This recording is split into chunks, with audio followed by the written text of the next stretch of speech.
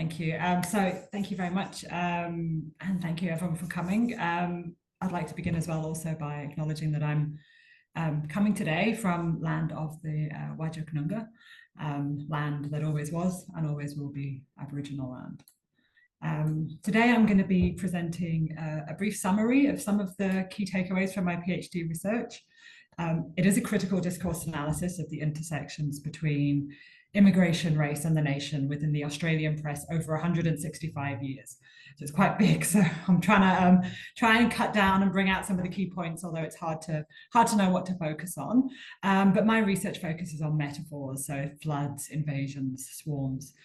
And my motivations for studying the way immigration is spoken about in the press goes back to when I was an undergrad in London. I did a project on how immigration was spoken about in the British press. And I looked at newspaper articles reporting on each change to the UK immigration laws. And I remember kind of being struck that although historical and economic and social conditions changed, something about the discourse remained the same. So it seemed like the world changed, but what we said about certain types of migrants stayed the same. And I was interested in why that was. And so when I started my PhD, my initial focus was on discourse, as broad as that is. And it was through my initial research that I really identified metaphors as a particular discursive trope that could be tracked and studied, which is why I focused on them. There we go. So turning to Australia then. Long before the Australian colonies joined together to form the nation state of Australia, the discourses of equal rights and liberty that underpin the nation were really being propounded as its key features. Yet the arrival of the Chinese immigrants during the gold rush provoked intense anxiety about the disastrous consequences that would surely follow. And despite the negative public discourse and the stringent measures that this legitimated, the much prophesied disaster never eventuated.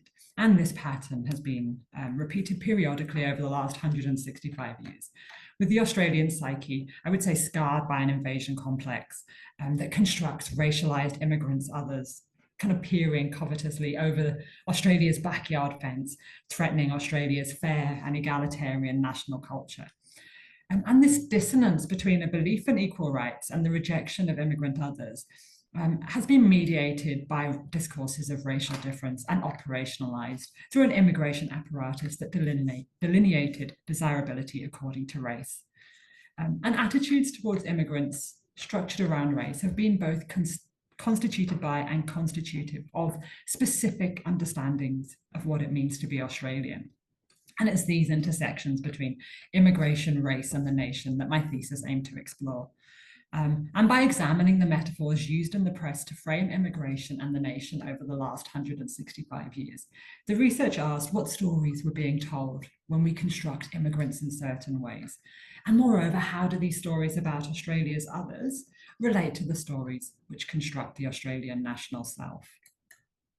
So this is just a brief outline of what I'm going to be covering today, and I will try, and like I said, it is a real overview, but I do have links to quite a few papers that give you more detail if you want to see the actual kind of in-depth analysis.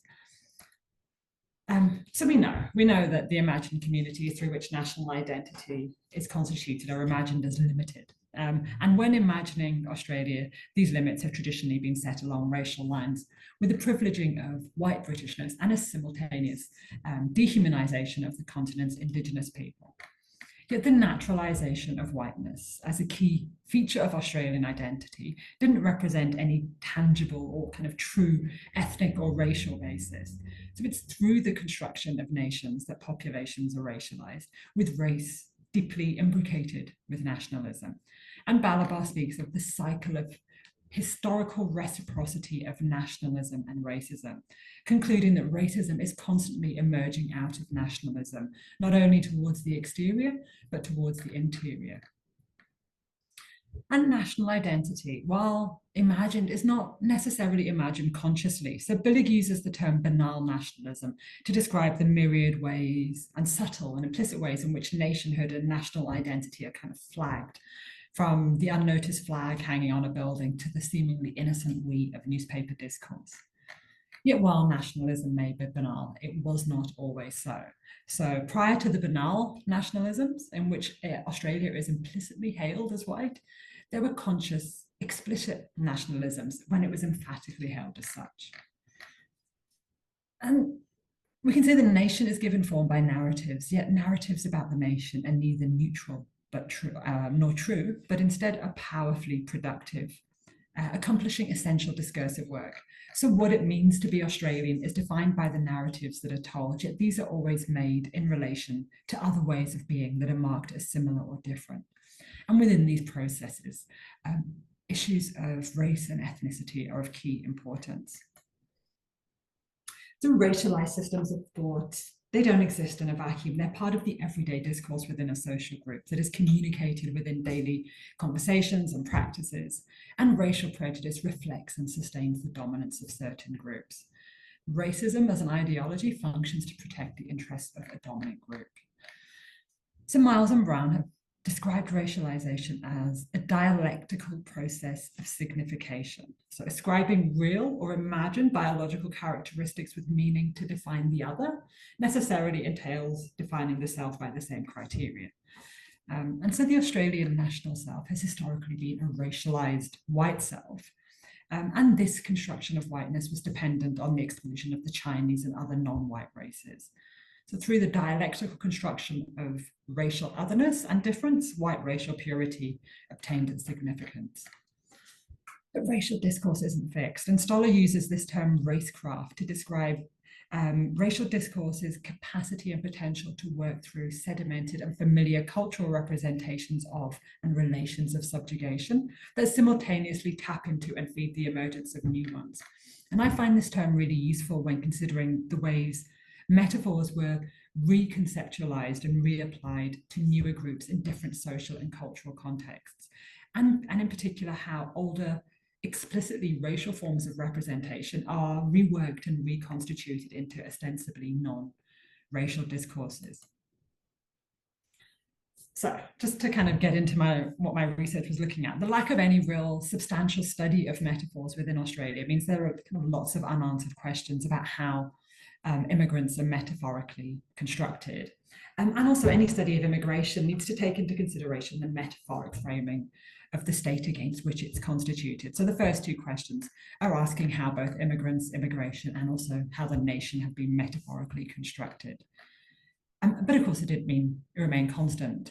But then again, there isn't a lot of information about how this changed. So the third question was really about what are the patterns and variations of use. And finally, it's necessary to understand not just how the nation and its immigrant others were constructed, but also why. So whose interests were maintained by certain forms of categorization and how this relates to wider distributions of power within society. So the final research question was, how do these metaphoric constructions shape the narratives and understandings of what it means to be Australian? And so while the first three were kind of researched or examined through a critical discourse and analytical framework, the final research question is interrogated through a kind of wider sociological framework with the aim of understanding not just the metaphors themselves, but how the narratives they embody have shaped particular forms of nationalism and national identification. So my research took a critical discourse analysis, a methodological approach, and CDA refers to a diverse range of kind of approaches and objects of analysis, but there are several common features, and these are really a focus on power and dominance, a kind of a problem-oriented interdisciplinary approach, and a critical commitment. And I utilize aspects of critical metaphor theory, which originates in the work of Lakoff and Johnson. And they contend that metaphor is central to how we conceptualize the world, with our basic bodily interactions and understandings providing an experiential basis by which more complex concepts are understood. And I'll explain this in a moment when we look at one of the metaphors. Yet while metaphor use is ubiquitous, it's everywhere, the choice of specific metaphor is ideological, serving a persuasive function. And so metaphor theory has been incorporated within a CDA framework, examining metaphor to reveal the ideological underpinnings that structure our understandings of the social world. But this is sociological, not a sociolinguistic analysis. I'm not a sociolinguist. So the research also employs aspects of the discourse historical approach. And this is focused on the historical development of patterns of discourse. And a real specific focus of this has been exploring the discursive practices involved in the construction of in and out groups. It has a strong focus on the historical dimension of the object of analysis, with the integration of the historical context of an event crucial. And then why the press? So Anderson, has spoken about the press as key to the development of nationalism, which makes it an important source of nationalist discourse. And Van Dijk views print news as a discourse that continually reproduces ideology. He demonstrates how the ideology that is reproduced reflects and shapes the dominant ideology within society and functions to maintain discriminatory social structures in a way that would not be overtly possible. So the press offers this excellent window into dominant discourse and the ideology that underpins it. And just to briefly kind of just talk about what I mean by this. So CDA is underpinned by the interactions between discourse, ideology, and power. And discourse is understood here as the ways of acting, representing, and being that produce and reproduce the relationship between society at its structural level and the way in which social reality is lived and experienced. And within any society, certain discourses achieve dominance, and it's these dominant discourses that are of interest when examining how the exclusion of certain groups contributes to the sustenance of dominant group interests. And a link to this is the role of ideology, and I'm drawing on Fairclough's definition of ideology here on the slide as representations of aspects of the world which contribute to establishing, maintaining, and changing social relations of power, domination, and exploitation. So in analysing the metaphors and narratives of the nation and its others, the aim is to examine the ideological function these systems serve.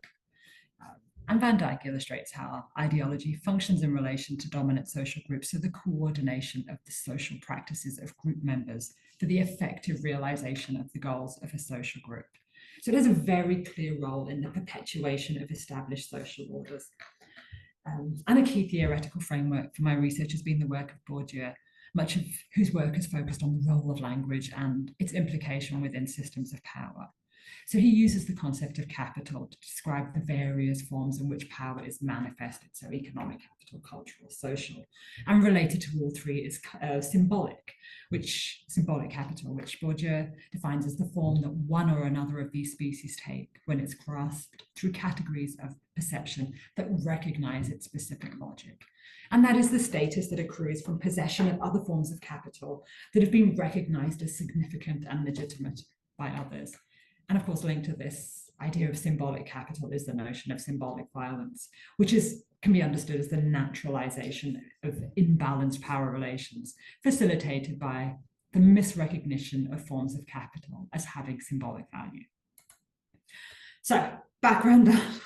I'm going to move into the actual data now. So it was collected from sample periods, which averaged between 2 and 4 years, and there were 22 sample periods overall. And the overall data collection was divided into 3 sections that roughly corresponded with 3 distinct periods in Australian history. So we have pre-Federation, white Australia, and then what I call multicultural Australia. Data comes from 3 newspapers for each sample period. So we had the Argus, Sydney Morning Herald, and the West Australian. And then the Australian replaced the Argus after it closed in 1957. And prior to 1954, all of these newspapers were accessible on Trove, and data were collected through keyword searches. Between 1955 and 1996, data were collected via microfilm, with daily editions of each newspaper for each sample period examined, which was as time-consuming as it sounds. And then from 1996, everything was available on Factiva. And once data were collected, metaphors were coded within NVivo. And this is just a brief overview of the articles and the metaphoric instances. Data included all articles, editorials, and opinion pieces that include metaphors within their text, although not direct speech. And after coding, they were analysed to situate them within their broader kind of discursive context. I also sampled a number of other data sources, things like letters and parliamentary debates. just to kind of triangulate the data found, although those other sources are not included in my data summary. So in total, I coded over 3,000 articles and identified over 12,000 instances of metaphor use. And I want to begin by explaining how these metaphors work. So conceiving of immigration as dangerous water was the most common way that immigration was conceptualized. It was the dominant metaphor. And metaphors function through the transference of a semantic source domain, so i.e. dangerous water, on a semantic target domain, in this case, immigration. So just to break down how this works. So water, I've just got some of these mappings here. So water is a singular fluid mass. So immigrants become a singular fluid mass with their individuality obscured. So water can be difficult or impossible to control. And so immigration is framed as inherently difficult or impossible to control. Water, in particular flood water, is potentially destructive of land or property. And so immigration is seen as potentially destructive of national land, so the country or the culture. And dangerous water can be threatening to individuals' lives. And so immigration is constructed as threatening to national life. And the second most common immigration metaphor was of immigration as war. And again, there's this transference of entailments from the source to the target domain. So war is a conflict provoked by hostile and aggressive adversaries. So migration comes to be seen as this site of conflict provoked by migrants who are by nature hostile and aggressive. War is about control of resources and the power to assert a particular worldview. And so migration is framed comparably. And war always presumes an enemy. So migrants are constructed as enemies. And I'm going to just give you a brief, before looking at it by period, I want to give you a brief overview. So like I said, dangerous water, war were the most common immigration metaphors, counting for over 75% of them. And I should say there is some slippage here between immigration and immigrant metaphors. So we can talk about being swamped by immigrants. But I'm using the term immigration to discuss metaphors that structure issues around immigration rather than issues with the immigrants themselves. And I'll come to those on the next slide. And if we work down the column, so down here, we have the percentage of migrants, the percentage of metaphors within that period, whereas the final column shows you the percentage of the total research metaphors. So dangerous water and war are very, very common. There was a more diverse range of immigrant metaphors which shifted as understandings of race also changed. But the most common, either framing migrants as animals or as savages, still account for 45% of all immigrant metaphors. And I should say this doesn't include asylum seeker specific metaphors, which are kind of kept as a separate grouping. And again, metaphors function through this conceptual mapping. So thinking about the immigrant is an animal metaphor, understandings of animals get transferred onto immigrants. So immigrants are seen as inferior, as subordinate, as lesser than human, as having no or lesser entitlements to human rights. And Chavez uses the mapping of immigrants correspond to citizens as animals correspond to humans to explain this transference. An immigrant to savage functions in a similar way. And of course, metaphors to frame immigration don't exist in isolation. They're only comprehensible in relation to other metaphoric framings. And as the threat from immigration is most commonly conceived of in national terms, the corresponding metaphor generally structures the nation. And the most common nation metaphors are as a body and as a house, accounting for over 80% of all nation metaphors. And if we think of the nation house or the nation body, these metaphors structure understandings of the nation in ways that naturalize the inclusion of some migrants and the exclusion of others. So perhaps unsurprisingly, the metaphoric Australian nation body is a white body. And while in earlier periods this was explicit with metaphors focused on problematized migrants, immigrants who couldn't be absorbed without danger to the body, by the multicultural period, they're still notable for who they're applied for, although this isn't explicitly negative. And likewise, the nation house remains a white house, and this is evident in who has the doors open to them and who doesn't get remarked upon. So we don't open the doors to people who belong in the house. It's telling who is the guest and who is the host. And this links back and kind of reflects Hage's notion of governmental belonging for certain predominantly Anglo-white groups. So turning to the first period, the pre-Federation. So settler colonies were centered on the expropriation of land for the settler group and the elimination of its native inhabitants. And this was underpinned by an assertion of rights to land and the ideological justification that white settlers could make better use of the land. Yet the trauma of settler societies, stemming in part from this kind of foundational genocide, resulted in ongoing anxieties over the legitimacy of settler claims. And the arrival of Chinese immigrants during the gold rush really triggered further anxieties. So what we find is, compared to the settlers, the Chinese worked longer hours, survived on less resources, were better able to work the land. And given also the geographical proximity to China, there were greater numbers of Chinese. There was a strong potential for China to stake a more valid claim to the land, based on the criteria by which you can claim this land.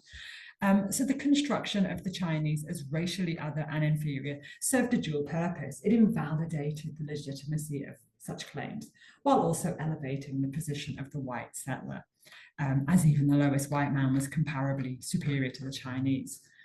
And so my key arguments for this period were that the presence of immigrant others complicated settler claims to the land, and that through pre-existing metaphors of threat and deviance, Chinese immigrants were constructed as a racialized deviant outgroup, with this explicitly legitimating their expulsion from or exclusion from the colonies, while simultaneously implicitly legitimating settler colonial occupation. And furthermore, that the construction of a lesser racial other simultaneously constructed the white Australian settler group unified in their desire for an egalitarian political community, leveling these kind of earlier class-based distinctions in the process. So turning first to the nation metaphors, during the 1850s, it was still a collection of colonies. So the earliest metaphors constructed the colonies, not the nation, yet the turn towards federation and nationalism was accompanied by the invocation of an Australian nation house. And this shift from colonies, kind of thinking of themselves as individual houses, to being part of a nation house, occurred more frequently, more consistently from 1887, reflecting this wider shift towards colonies viewing themselves as part of a nation. The metaphors against which immigration was constructed the national in-group as a self-contained whole, to which immigrants were intrinsically external and threatening. Yet it was only through the immigrant outgroup that the nation house was constructed. That is, only through closing the doors did the house exist. You know, we didn't exist until we had to close those doors, making Chinese immigrant others foundational to the construction of the national self. So the most, and this is just some of the numbers of metaphors during this first period. The most common metaphors, dangerous water and war, were highly persuasive in positioning immigrants as essentially exterior to and threatening of the colony or nation. They were constructed as a dangerous, undifferentiated mass with their individual humanity obscured. And the use of war, and particularly invasion metaphors, were particularly salient. So we've already said settler colonial claims to territory were dependent on the elimination of indigenous people. And there was this ongoing kind of trauma and anxiety about legitimacy. So through the displacement of invasion onto the Chinese, there was an erasure of the colonies' foundational violence alongside an affirmation of settler legitimacy. And the other main conceptual metaphors used to discuss immigration were immigrant as savage and immigrant as animal. So whereas dangerous water and war metaphors constructed migrants as inherently external and threatening, and these metaphors structured immigrants as in negative relations to the colonists. So when migrant savageness was flagged, it was done in relation to the implied civilization of the colonists.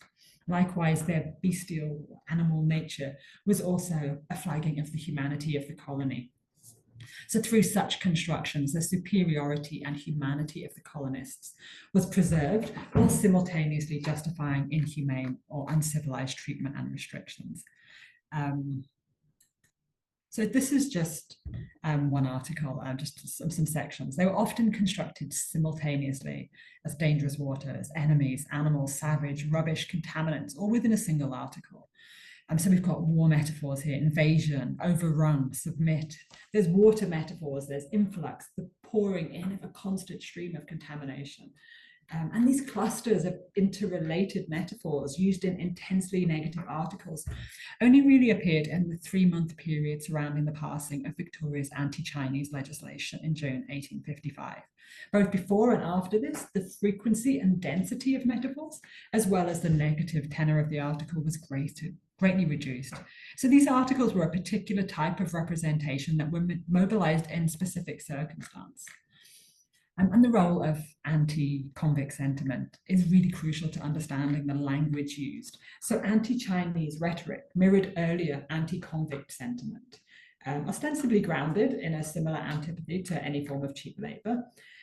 So after the arrival of the Chinese, their undesirability was articulated in the same terms as those already ascribed to convicts. So similar language was found to describe convicts prior to the Chinese coming. However, from the point at which this language became applied, this metaphoric language became applied to Chinese migrants, it wasn't observed in articles about white immigration, convict or otherwise. So it appears that what was initially a class-based grammar of undesirability and deviance became codified as racially specific, being applied only to those seen as racially others. So while the Chinese were metaphorically racialized through the use of class-based metaphors, the metaphors themselves also became racialized through their application to the Chinese, becoming codified as signifiers of race.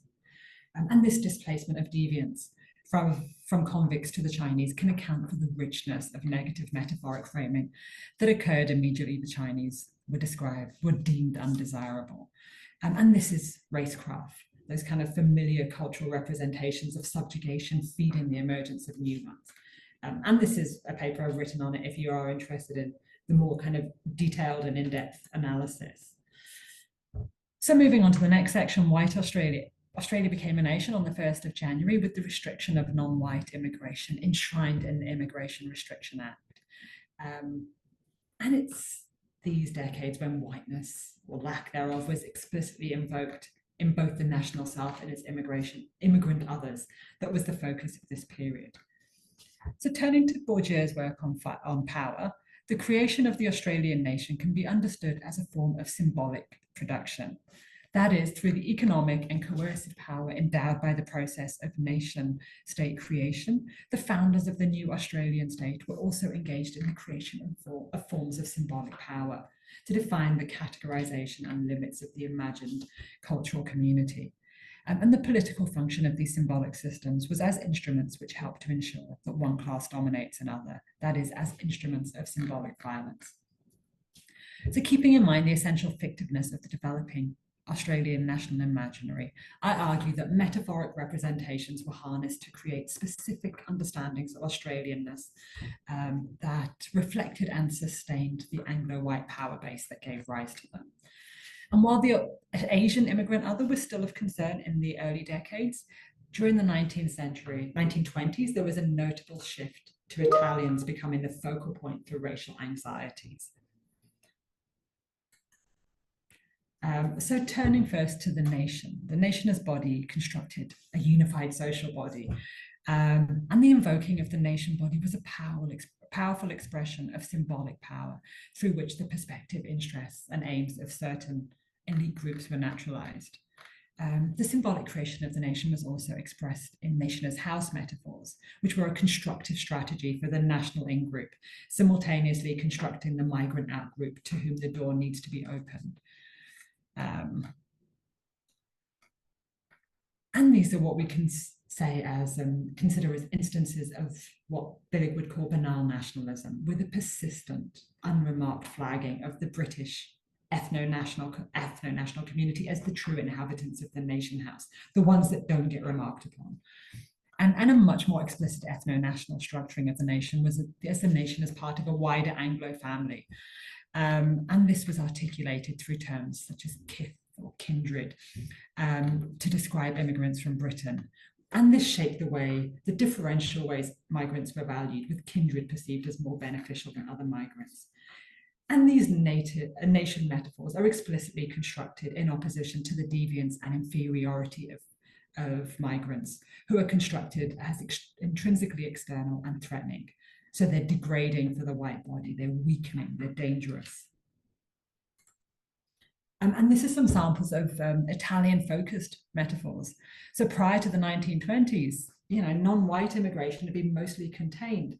But then in the US, there were migration restriction laws. And there were these resultant fears that Italians would therefore move to Australia. And this coalesced with a resurgent identification with Britishness and an emphasis on racial purity. And you add this to these kind of existing ambivalence about Italian racial origins, and there was an increase in racially defined fears of Italian migration. And this very much mirrored what was happening in the US. So much like in the kind of 1850s anti-Chinese rhetoric, the framing of the undesirability of Italian immigrants resulted in an escalation and intensification of negative metaphors, which subsided once immigration restriction legislation had been enacted. So they were constructed as dangerous waters, invaders, as animals, as contaminants, and these metaphors worked as part of a wider constructive macro strategy through which they were constructed as an inferior outgroup. So through the same metaphors used to racialize Asian immigrants, Italian immigrants were also racialized, being metaphorically framed in ways that were distinct from how people perceived as white were framed. And I'll just show you this to highlight the peak so we can see that the majority of metaphors were found. And while non-Anglo-white immigrant groups were differentially constructed from Anglo groups during the White Australia, they weren't constructed as floods, invasions, swarms, or inferior. And that such metaphors were explicitly connected to the construction of the nation as a white space is evidenced by their substantial decline after World War II, when discourses of Italian racial difference also declined. And again, this is a paper that I've written about in a much, much more detail. So moving on to the final period, and I know I'm going fast, there's a lot to get through. The ending of the White Australia policy saw the increasing admittance of non-white people with their presence kind of challenging established understandings of what it meant to be Australian. And while during White Australia, metaphors functioned to construct the nation as an explicitly white space, during the multicultural period, they functioned to implicitly re-articulate ethno-nationalist understandings of the nation. And I found Bourdieu's concept of habitus and field really useful here. So while habitus functions to structure social reality internally, externally, this is structured through fields, with the two mutually constitutive and sustaining. And Haja says that within Australia, it's national belonging that constitutes the symbolic capital of the field. So that is, national belonging is the symbolic capital that ensures recognition that subjects legitimately belong to the nation. And within Australia, this can be things like, white skin, Australian accent, British descent. But possession of the symbolic capital of national belonging is also a key source of symbolic power. So I really argue that national identity and belonging can itself be understood as a form of habitus. And that the metaphoric constructions of the nation house or the immigrant influx engender perceptions of national belonging anchored in older ethno-nationalist understandings of the nation, reaffirming the value of Anglo-white capital, with this inhibiting the possibility for newer, more diverse understandings. So similar to the White Australia period, nation as body metaphors continue to shape an understanding of the Australian populace as a singular mass, but this wasn't explicitly white. Instead, the most notable feature of body metaphors was the manner in which various groups were explicitly differentiated and remarked upon, be the specific non-white national groups, refugees, or just immigrants, while European or British immigrants were not specifically spoken about. And so the identity of the nation body was defined by those who were perceived as external, with the noting of their intake or absorption highlighting their difference, unlike immigrants whose intake elicited no remark. So there was not much said, there was hardly anything said about the absorption or the intake of British migrants. and house metaphors were almost exclusively applied to those perceived as naturally racially external to the nation house. So through the flagging of certain groups as external, through the opening or closing of the nation doors to them, the position of the groups not commented on as the true inhabitants of the nation house is naturalized. And the main metaphors to frame immigration were again dangerous water and war, with both overwhelmingly applied to asylum seekers, specifically non-white immigration. And this mirrors the way that racially undesirable immigration was constructed within white Australia and before, suggesting that asylum seekers and other non-white immigrants were also perceived as racially undesirable. Reisigal and Wodak have spoken of two types of intertextuality, both explicit surface relationship between texts and implicit thematic chains which related text to each other via underlying assumptions and propositions. So the repeated use of metaphors like stem the flow, invasion, or influx makes explicit surface links with previous uses. So multiple texts can be read as one through the surface continuity of the representation. And in addition, there is a thematic chain of threat metaphors, which links to a wider, well-established narrative of immigrant threat, which is activated by use of the dangerous water and war metaphors. And it is these dual forms of intertextuality that account for the potency of such metaphors. And many metaphors within this period constructed threats around national security as opposed to cultural and social degeneration, with danger stemming from immigrant illegitimacy, illegality. And this construction of immigrant undesirability through the prism of criminality is a discursive tool whereby ethno-nationalist sentiments can be expressed through the language of civic nationalism, circumventing the negative associations of explicitly ethno-nationalist language. And so as such, it's possible to preserve a national self-image as fair and egalitarian while decrying the criminality of the racialized other. And this is a paper that I wrote that actually, again, explains this in a lot more detail and goes into more analysis. So while metaphors were increased in increasing numbers for all immigrants, the highest number were used for asylum seekers. So in addition to dangerous water and war, there were asylum seeker specific metaphors. So there was queue jumping, the most famous, which is the kind of the bad queue jumping boat arrivals versus the good refugees waiting in camps. There was the proliferation of metaphors that framed asylum seekers as a form of trade, things like cargo, customer, or a form of business. And from around 2000, we see a substantial increase in the utilization of claims of sovereignty when discussing asylum seeker migration. And I would say that the identification of asylum seekers as this kind of totemic immigrant other can be dated to John Howard's anti-asylum seeker policies of the Tampa, and this is no accident. Just as the construction of Chinese invasion in the 1800s displaced settler colonial anxiety around legitimacy, the construction of asylum seekers in this period functioned in the same way. So the period leading up to the Tampa had been focused on Aboriginal land rights and reconciliation. But with the onset of anti-asylum seeker discourse, this push for reconciliation lost prominence. And I really suggest that this shift away from Indigenous rights was a direct result of the way discourses around asylum seekers were constructed. So it's no accident that the most prominent asylum seeker metaphors centered on their illegitimacy, with this threat conceived of in terms of national sovereignty. So through the construction of an illegitimate immigrant other who is illegitimate in direct relation to Australian national sovereignty, the legitimacy of the nation as a white possession was restated. And of course, the particular potency of this narrative was that it allowed even opponents of the government's policies to articulate their objections from a position of sovereignty. So in every statement promoting the acceptance of asylum seekers, there is still an expression of what Harsh has called governmental belonging. So much like with the Chinese, settler colonial legitimacy was restated and anxieties were neutralized. So again, papers, if you are interested, a lot more detail, just the key takeaways, and then I will finish. So the key takeaways, the key metaphors have remained fundamentally the same, and reusing those same metaphors creates those explicit surrogate relationships between texts as well as those implicit thematic chains. It links to previous uses, and so multiple texts can be read as one.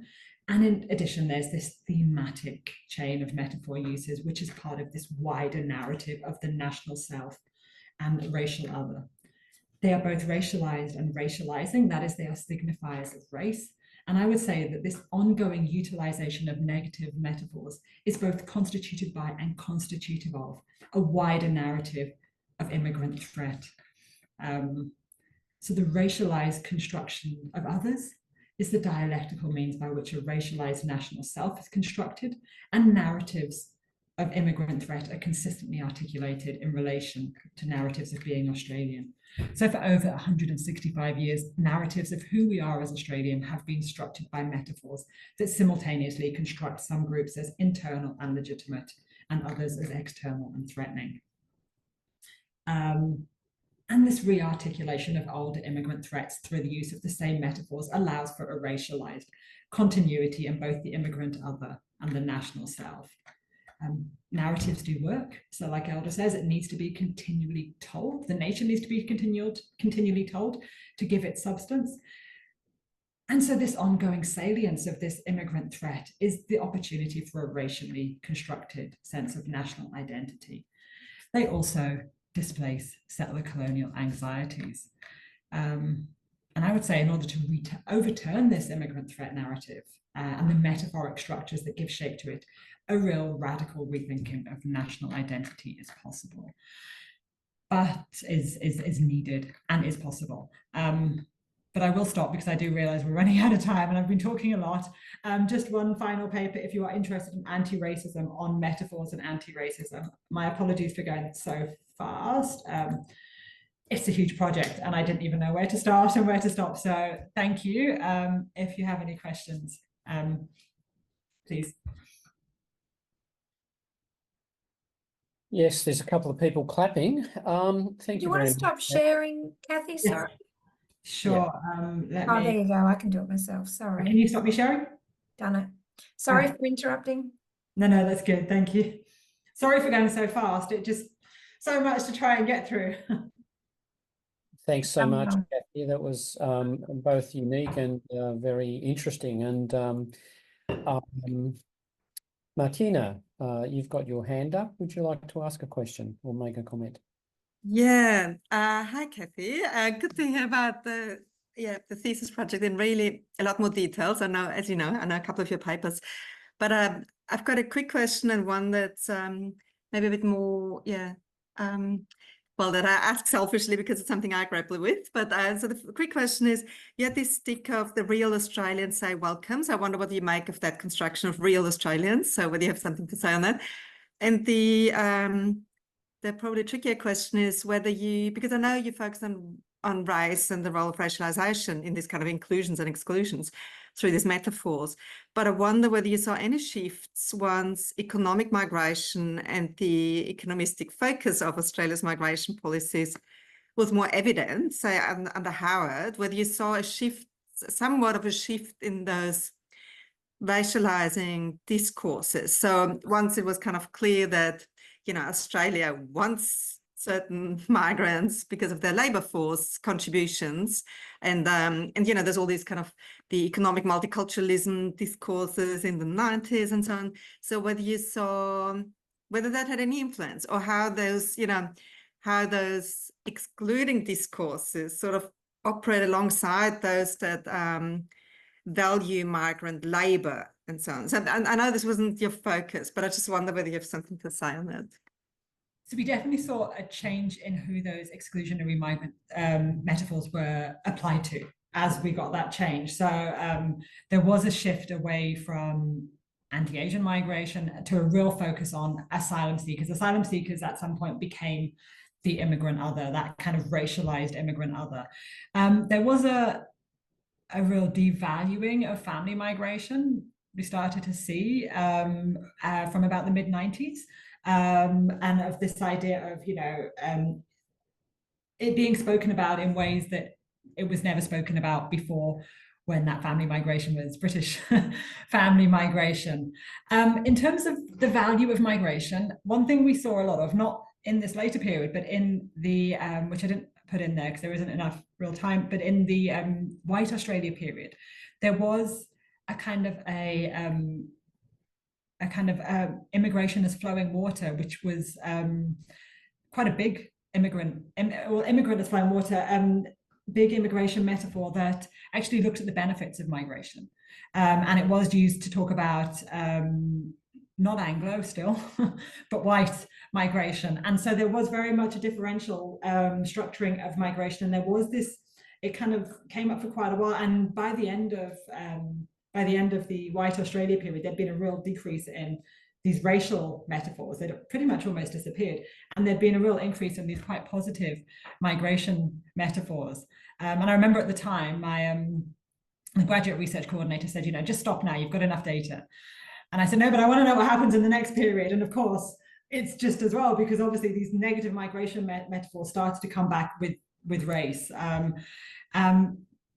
didn't really see as much of that in this later period, those kind of flowing waters and we need migration as much.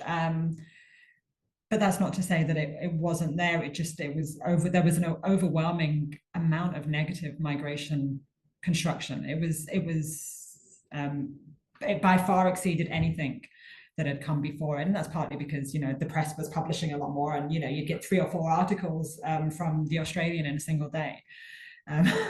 All about the same thing. So there is an awful lot of negative migration, but there was definitely a shift in who it was focused on, who it was applied towards.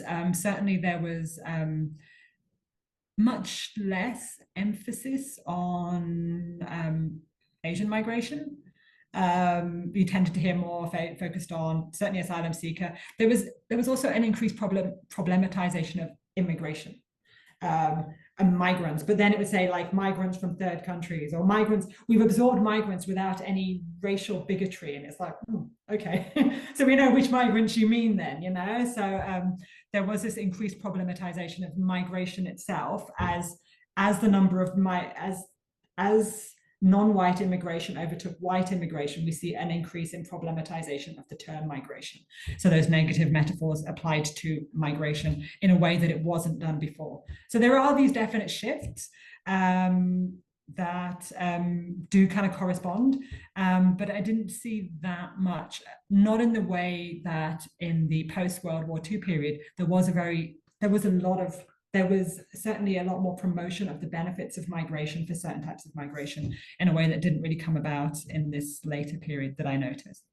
Yeah, that's great. And any thoughts on the real Australians? Welcome. Yeah, I know. I put that there because I'm like, what does this mean? I know, real Australians. Well, I mean, if we look kind of in terms of asylum seekers, Indigenous Australians have been more welcoming, not all. Certainly, I don't want to make assumptions and generalizations, but certainly there, if we think about what do we mean by real Australians, that in itself is is a difficult question. So I think it's kind of a provocative thing, isn't it? Because who are real Australians? But certainly, this idea of it not being welcome. Yeah, I feel like it's provocative and it subverts some of these main ideas, although I wouldn't want to, I don't have any personal, I don't know who I would say is a real Australian. I like thinking about it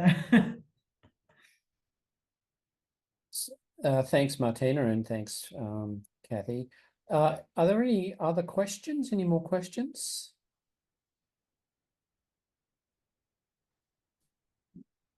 Doesn't appear so at the moment, but maybe I might just ask you, Kathy, you kind of indicated that your supervisor, I think you said it was, said, stop taking, you've got enough data and so forth, but why did you decide to cut off at 2018?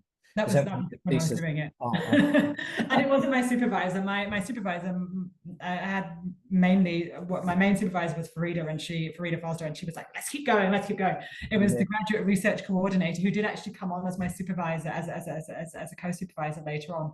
And then he was saying, look, you've got enough data. And Farida and I were both like, nah, we want to know what happens. We want to know how, because to me, the whole point was, well, how did we get from there to here?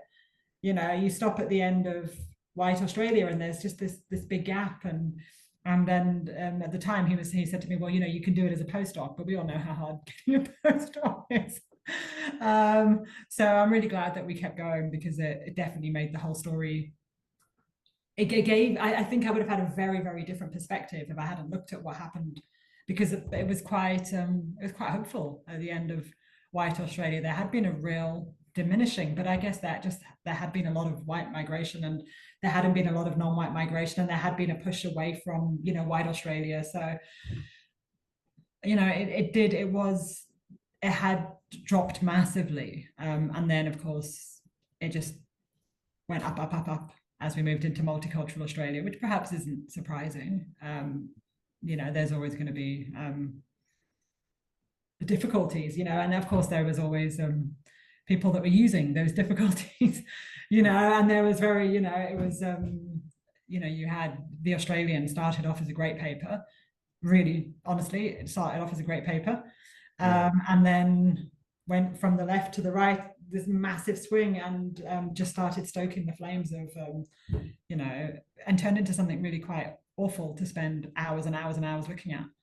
I was just going to ask, sort of on that point, I was going to ask you, did you notice any differences in the early days, perhaps, between, say, I think you used Sydney Morning Herald stroke The Age, I guess, and the Murdoch press? The Murdoch press was much more left-wing. It was really good. Yeah.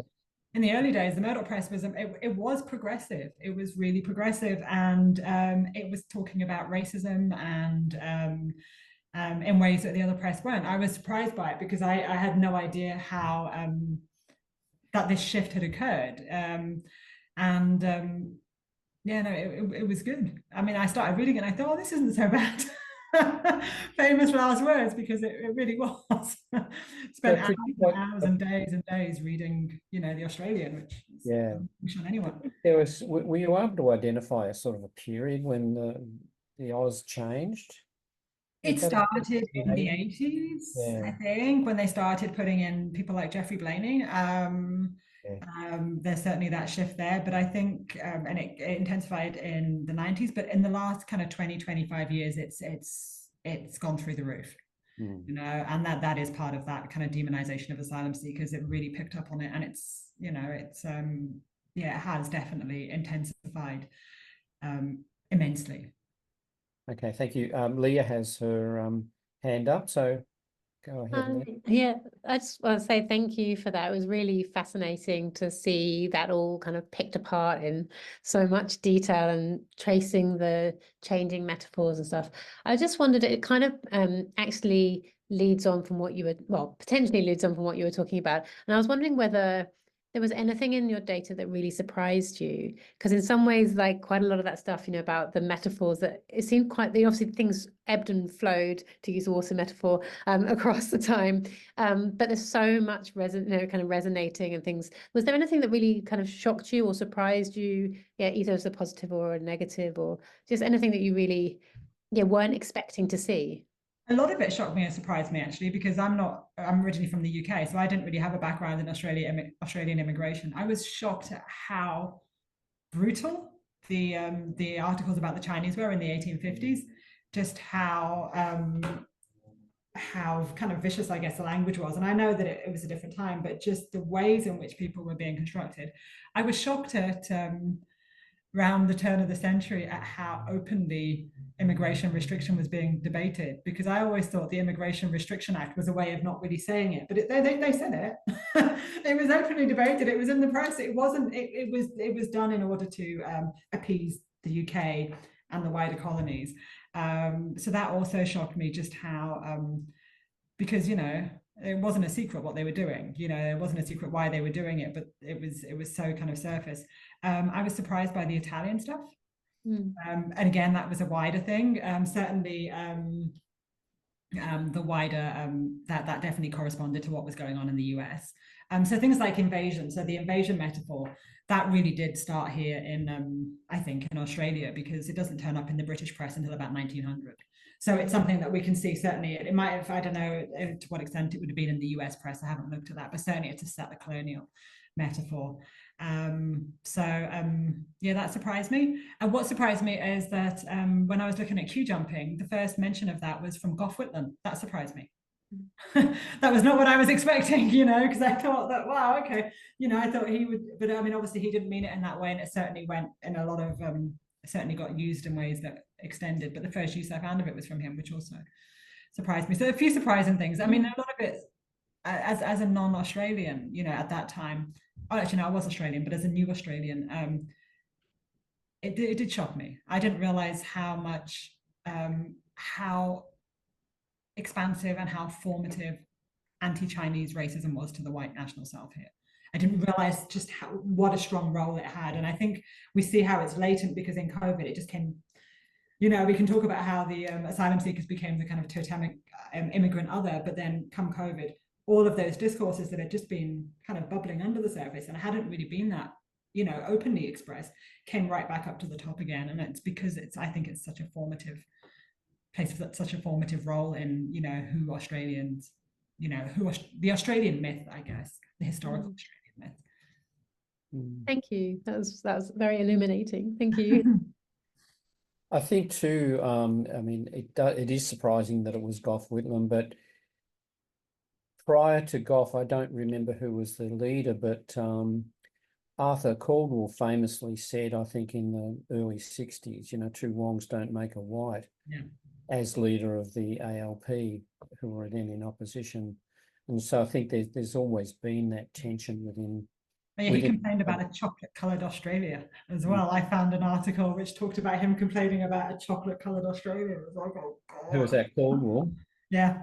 Oh, yeah. I mean, Gough Whitlam wasn't, he was a bit, opposed to the, well, not opposed, but worried about Vietnamese asylum seekers as being, anti-Labour. But he just said, oh, I don't think they should be allowed to get up, get ahead in the queue. And it got picked up once, but then the following year, the immigration minister described them as queue jumpers, and that's when it went. So yeah. Thank you, Martina. Thank you. It's now 1:30, so the hour is up. We can still go on, but I noticed there's no one's put their hand up to ask questions, so we'll make comments. So on behalf of TASA, I would like to thank you, Kathy, for a very unique and insightful treatment of something that is really part of Australia's sort of dark history. And so I think you've done a wonderful job and given us some new ways of thinking about it as well. So thank you so much. Thank you. Thank you for the time to present, and I apologise again for going so fast. Oh, that's we're not time bound, so that's wonderful. Thank you. Thanks so much. Thank you.